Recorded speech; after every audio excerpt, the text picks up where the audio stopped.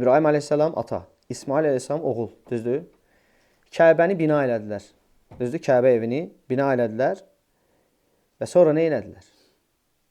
Allaha dua etdilər ki, bunu onlardan qəbul etsin. Allah üçün, Allahın üzü xatirinə, Allahın əmri ilə evi tikdilər. Onlar öz başına tikmədilər ki, orada Kəbəni. Allahın əmri ilə tikdilər. Və Allah üçün tikdilər. Allahın peyğəmbəridir. Bax, onlar haqqında Allah Azza və Cəllə Bəqərə surəsi 127-ci ayədə nə buyurur?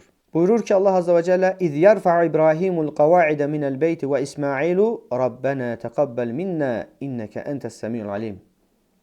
Bir zaman İbrahim və İsmail müqəddəs evin bünövrəsini qaldırarkən belə dua etmişdi. Ey Rəbbimiz, bu əməli bizdən qəbul et. Həqiqətən sən eşidənsən, bilənsən. Fikir verdiniz, qardaşlar. Deməli, salih əməl hətta Allah tərəfindən əmr olunub. Vacibdir sənin üzərində. Məsəl üçün, bax, Ramazan ayının orucu kimi. Allah Azza və Cəllə əmr eləyib ki, bu Ramazan ayının oruç tutun. Düzdür? Hətta İslamın şərtlərindən biridir. Və sən də buna iman eləyərək tutursan. Amma eyni zamanda həris olmalısan ki, Rəbbin səndən onu qəbul etsin. Təvazökarlıq eləməlisən. Təvazökarlıq göstərməlisən.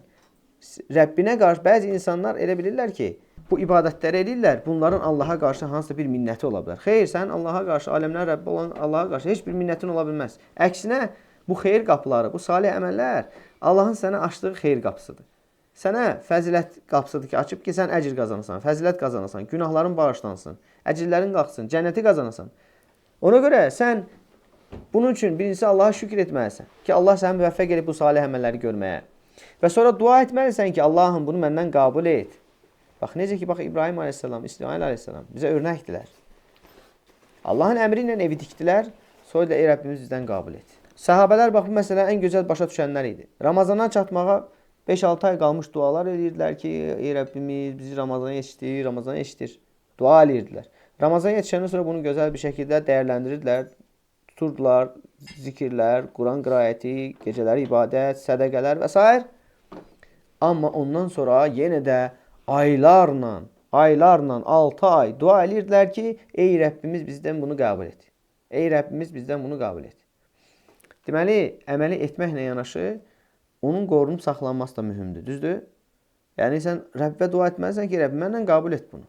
Məndən qəbul et. Çünki Rəbbin səndən o əməli qəbul etməsə, sənin əməlinin sənin heç bir faydası olmaz, düzdür? Biz istəyirik ki, əməlimiz bizə fayda versin. Bunun üçün də Allah tərəfindən bunun birincisi qəbul olunması lazımdır. Qəbul olunandan sonra o əməli qoruyub saxlamaq lazımdır. Yəni, sənin başqalarına əziyyət verməyin, zülm eləməyin, haqqa girməyin və s. həmən əməlin puç olmasına səbəbdir. Necə ki, bayaq ayədəki misal kimi ki, yəni, ipliyini əyirdikdən sonra onu sökən qadın kimi olmuyor. Yəni, salih əməl görəndən sonra, qardaş, onu qoru saxla, məhv eləmə, zayi eləmə əməli. Və həmçinin, bax, digər məsələ. Necə ki, digər əməllərin sonunda istiğfar məşrudur, Allahdan bağışlanma diləmək. Bax, namaz qılanda, həcc edəndə, digər ibadətlərdə istiğfar eləyirsən. Sən namaz qutardın, Əssalamu aleykum və rəhmətullah, Əssalamu aleykum və rəhmətullah, Əstəğfurullah, Əstəğfurullah, Əstəğfurullah. Sən 3 dəfə istiğfar gəlsən, düzdür? Niyə görə?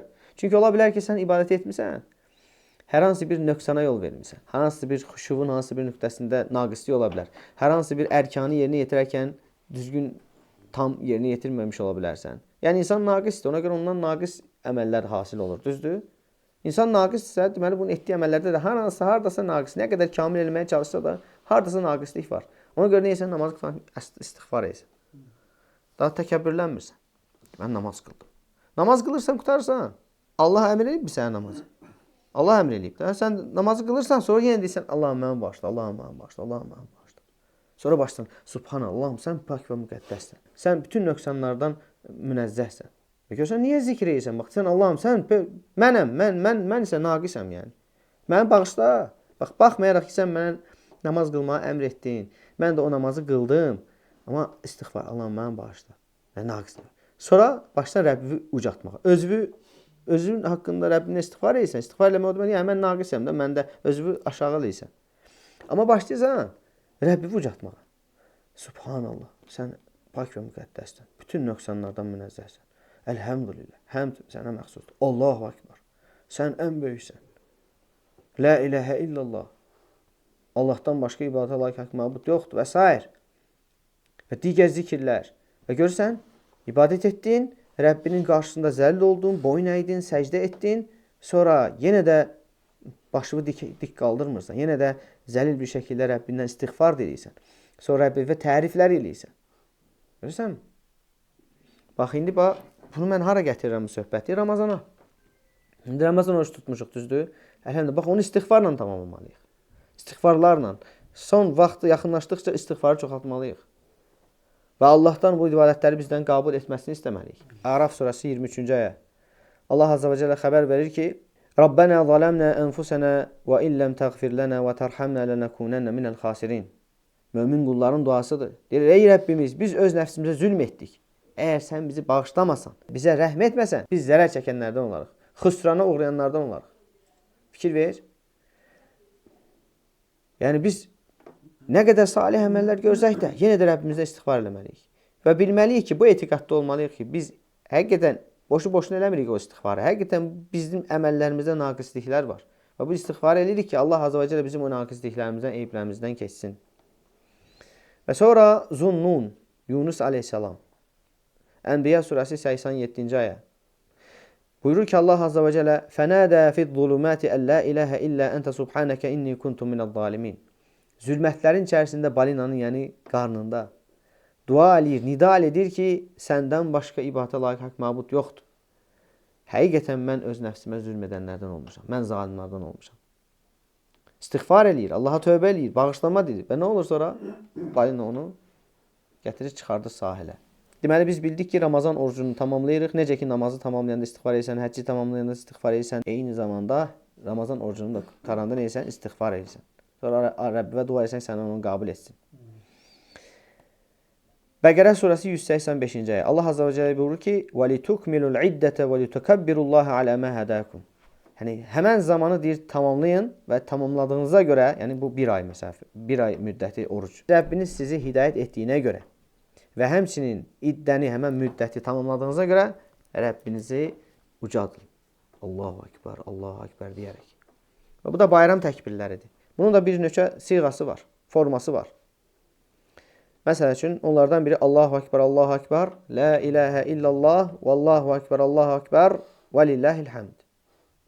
Digəri Allahu Ekber, Allahu Ekber, Allahu Ekber, La ilahə illallah, Allahu Ekber, Allahu Ekber, və lillahil hamd.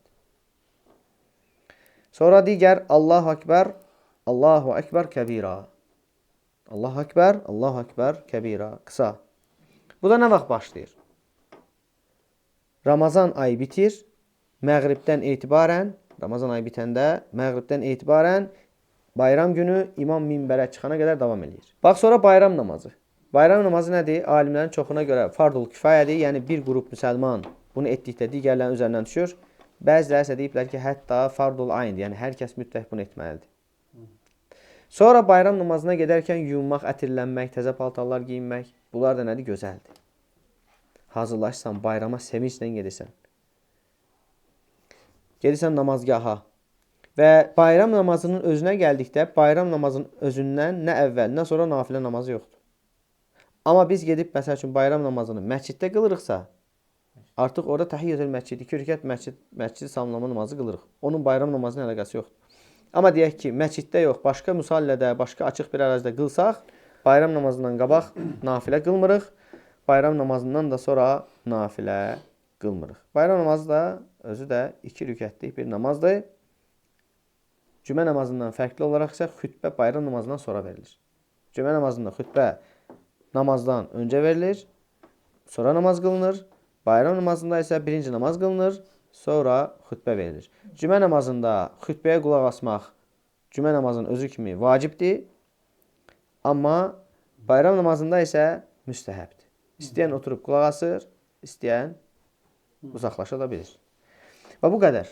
İstədim ki, bu şeyləri xatırladım. Ayın sonudur. Allah Azza və Cəllə bizləri müvəffəq eləsin. Necə ki, oruç tutmağa bizi müvəffəq elədi. Allah Azza və Cəllə eyni zamanda bunu bizdən qəbul etsin. Və qəbul edəndən sonra da bizi bu orucu qoruyub saxlamağa, bu ibadətlərin savabını qoruyub saxlamağa bizləri müvəffəq eləsin. Allahumma amin. Və subhanəkə Allahumma və bihəmdik və əşhədu ən la ilahə illə ənt əstəğfiruka və atubu ileyk.